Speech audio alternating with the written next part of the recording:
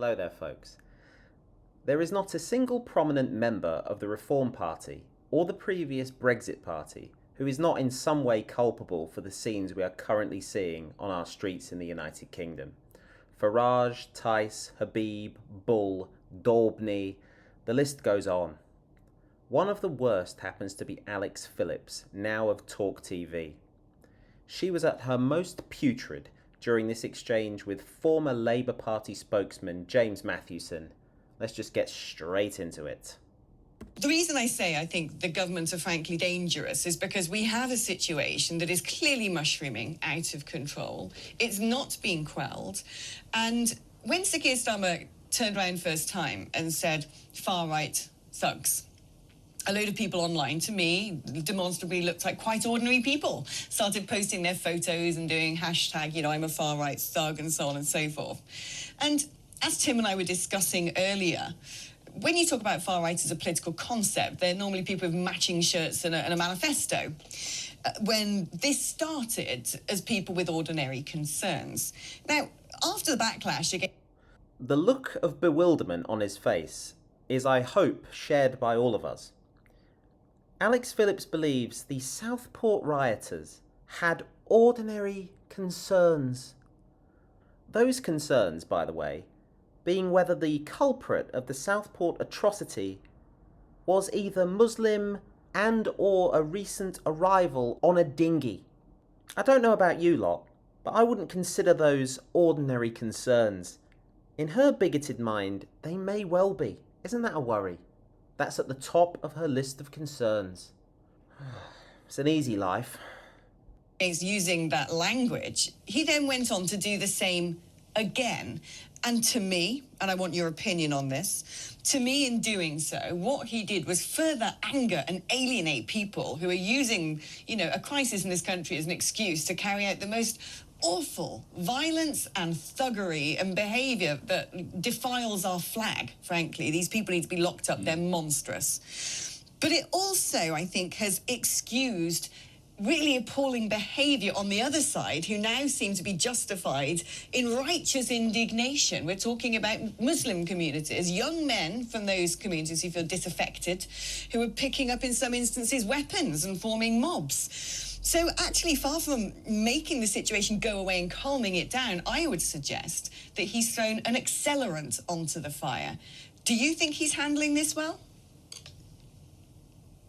I think he's handling it fine. I'm very, very, very confused by the concern in some quarters of the media, including yourself, about the terminology far right. Why do you have an issue with that being applied? Well, okay, fine. Okay, let's do this, actually. Let's do this. Tell me what is far right, and especially relate it to what is going on here. Explain far right. Give me the definition, please. It's quite self-explanatory, but it's far to the right of the political axis. No, well, explain it. Right. You say it's self-explanatory. Yeah. That's tautological. That's like saying two twins. What is it? Explain it, list it, identify it, give it a shape, give it a texture so we all understand what you mean when you're using those words. She's completely indignant here. She's raging. It's really strange. Really, really, really strange behaviour. But again, the hypocrisy is off the scale. Alex Phillips spends her entire existence calling people woke far lefties for any and every possible reason.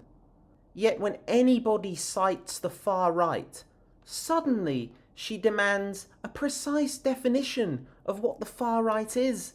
Just look at this. This is a list of tweets from Alex Phillips that contain either the words lefty or lefties. And the list is endless. It goes on and on and on and on and on and on and on. And I'm going to stop right there because I'm getting cramp. So it's a political ideology, obviously, and it's people whose political ideology, and like the far left, there'll be many different elements of it. There's many different kind of variants of far left. There's people who will agree with each other, disagree with each other on the far right. Do you think these people kicking in windows and acting like hooligans have a political ideology? Some of them, of course they do. The EDL is a political organisation. Some of them, Alex, do see them making Hitler Nazi salutes. Some of them actually have swastikas tattooed onto their bodies. I get that. Yeah. But Well, that went well. She's drowning, and I think she was hoping Tim Montgomery would throw her a life preserver, but he instead decided to put his foot on her head. when people were saying online, does this now make me far right as well? Yes, it does, but Alex. No.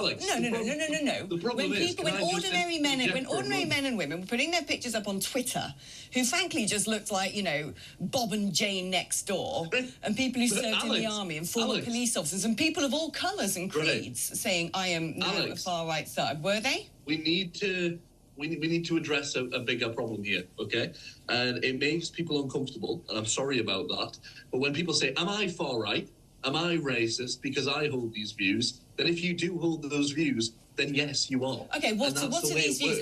Where do we define this? Because when this began, right, there's definitely a hardened, vile core of people going out right now, mobile around the country, trashing our country, defiling our flag. That I agree with. But this started, actually, with a huge caucus of people concerned about uncontrolled immigration. No, is that a far right? It didn't start with that, Alex. It didn't start with that. It started with lies and misinformation from people who seek division. Andrew Tate... This has got nothing to do with Andrew Tate. Andrew Tate did not suddenly get a lot of ordinary... Oh, nothing to do with Andrew Tate, she says. Oh, okay. Well, how about this? How about we refer to her almighty Lord and Saviour, Farage, for his take? You began with a video in the immediate aftermath of the Southport stabbings that engaged in conspiracy theories about who did this and about whether the police were telling the truth. You said, and I'm quoting here, some reports suggest he, the man charged, was known to the security services. Which reports? This is the problem, isn't it? One of the reasons the Southport riots were as bad as they were is we weren't told the truth.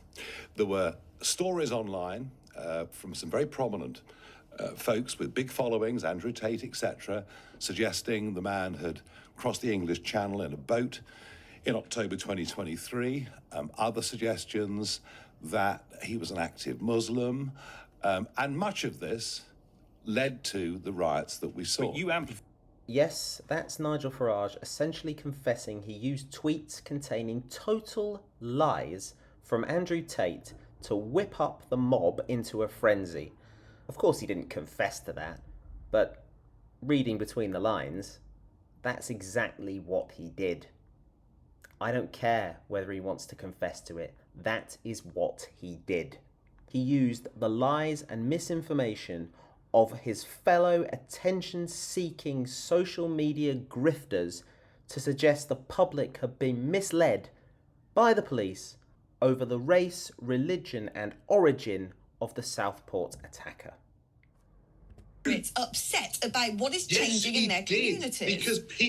Yes, he did, because people follow him online. He's the most searched man on the internet. I worry that people like you have swallowed your own narrative to the extent that for some reason you cannot see the wood from the trees. You have spent so long gaslighting us that problems we see happening in our society don't exist and that they are our fault, and you're doing it again. You are repeating that language and that narrative. When are you going to go into listening mode and understand? Actually, the discontent comes from something. With the greatest of respect to James Matthewson, I hadn't actually ever heard of him before I saw him on this clip. So, for Alex Phillips, a woman with a daily 3-hour slot on Talk TV, to start berating him about him pushing his narrative and gaslighting the public is actual insanity. He just appears to be sat at home, minding his own business. Projection is something discussed quite heavily in the world today. It's essentially the transfer of one's desires and emotions to another person. And that is exactly what you are witnessing here. The person with the platform to spew her narrative and gaslight the public is accusing the rarely seen former Labour spokesman of being the chief narrative pusher and gaslighter. She is tripping over herself and bending over backwards to not necessarily defend the actions of these repulsive right-wing racist thugs, but defend them for why they are engaging in this behaviour. She is a total disgrace. It comes from Beard's material need. It comes from a lack of integration and social concerns. When are you going to understand that? And instead of just finger pointing... It sounds to me like you're making apologies for racism and fascism. Of course I'm not. You idiot. Listen, I have told you there is vile things happening. Why are you bothered about... Get him off. I don't want to listen. I do not want to speak to a man, frankly, who seems to have a pathological problem with the truth. Idiot. This is why we're not solving the problem, Tim, because you can't talk to them. You cannot explain to them that there are people in this country who are really upset with the way society is without him turning around and saying that somehow I am condoning or inciting the violence happening.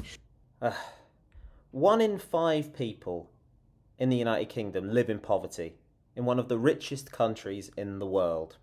My head is forever in my hands when that basic fact, rampant poverty, is not at the very top of a person's list of reasons for high public discontentment. If you're putting immigration ahead of poverty on your list of problems here in the United Kingdom, you are very much part of the problem. And it's just further far-right behaviour to cut the guy off because he's calling out what you're doing.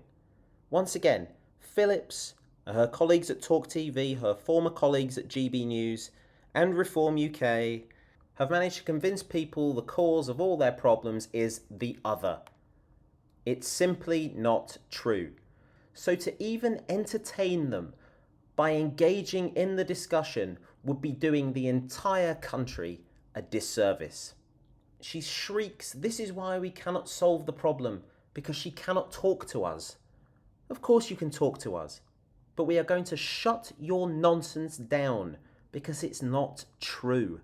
No amount of insults is going to make it true.